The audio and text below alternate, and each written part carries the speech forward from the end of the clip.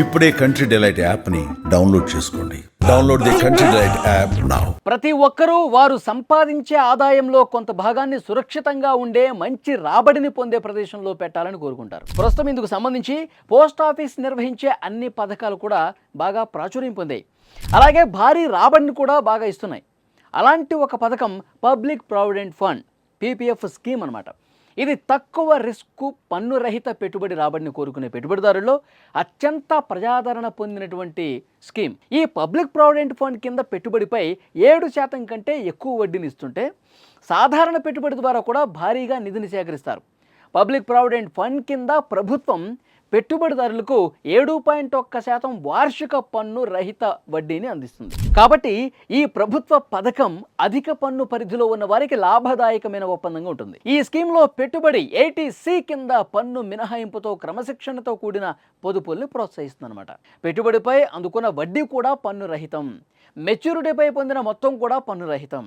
ఈ పథకంలో లాకిన్ వ్యవధి 15 ఇయర్స్. భారత ప్రభుత్వమే పోస్ట్ ఆఫీసు పీపీఎఫ్ పథకంలో పెట్టుబడిపై భద్రతకు హామీ ఇస్తుందన్నమాట.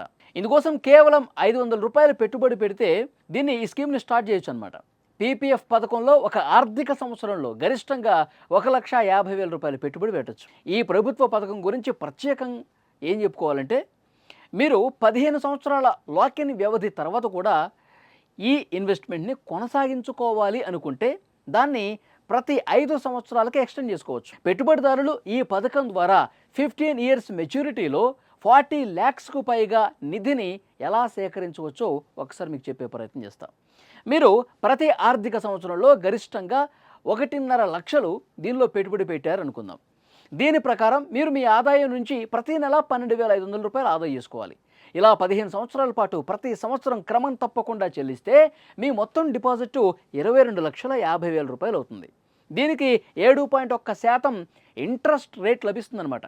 ఈ సమయంలో మీరు దీనిపై 18,18,209 రూపాయల హామీతో దీన్ని పొందుతారు. అంటే ఈ మెచ్యూరిటీ కాలంలో మీ మొత్తం పెట్టుబడి 40,68,209 అవుతుంది.